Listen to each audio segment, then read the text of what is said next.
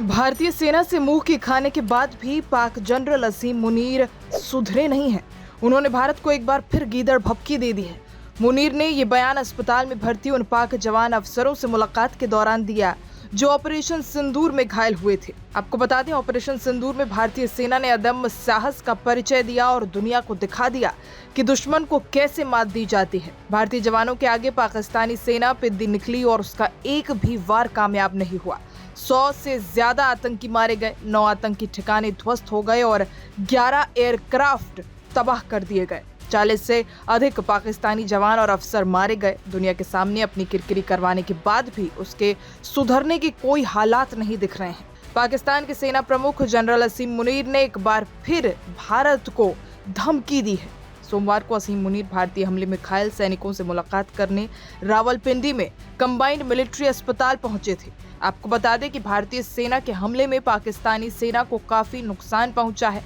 मुनीर ने भारतीय सेना की कार्रवाई की निंदा की और वो गीदड़ भभकी से भी नहीं चूके। मुनीर ने कहा कि पाकिस्तान की सशस्त्र सेनाएं पूरी तरह से दृढ़ संकल्पित है और दुश्मन की कोई भी योजना उनकी ताकत को कमजोर नहीं कर सकती। पीटीआई की माने तो जनरल मुनीर ने ये टिप्पणियां 7 मई को भारत द्वारा किए गए ऑपरेशन सिंदूर के जवाब में पाकिस्तान द्वारा किए गए हमलों के बाद दी। ऑपरेशन में भारत ने पहलगाम हमले के जवाब में आतंकवादी इंफ्रास्ट्रक्चर पर सटीक हमले किए थे, जबकि पाकिस्तान ने 8, 9 और 10 मई को भारतीय सैन्य ठिकानों को निशाना बनाने की कोशिश की थी। वहीं भारत पाकिस्तान के टेंशन के बीच सोमवार रात प्रधानमंत्री नरेंद्र मोदी ने ऑपरेशन सिंदूर के बाद पहली बार देश को संबोधित किया। पीएम मोदी ने कहा था कि ये केवल एक प्रयोग नहीं था, बल्कि भारत की नई आतंकवाद नीति का हिस्सा है। उन्होंने ये भी कहा कि भारत कभी भी पाकिस्तान के परमाणु दबाव में नहीं आएगा। न्यूक्लियर ब्लैकमेलिंग को भारत नहीं सहेगा।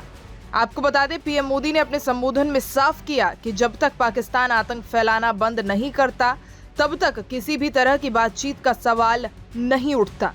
पीएम ने कहा कि आतंक और बातचीत साथ नहीं हो सकते, टेरर और ट्रेड भी साथ नहीं चल सकते और पानी और खून भी साथ नहीं आ सकते।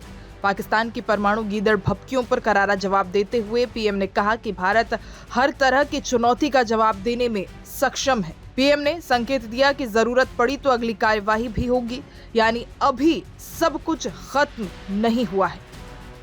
ऑपरेशन सिंदूर ये सिर्फ नाम नहीं है, ये देश के कोटि कोटि लोगों की भावनाओं का प्रतिबिंब है। ऑपरेशन सिंदूर न्याय की अखंड प्रतिज्ञा है।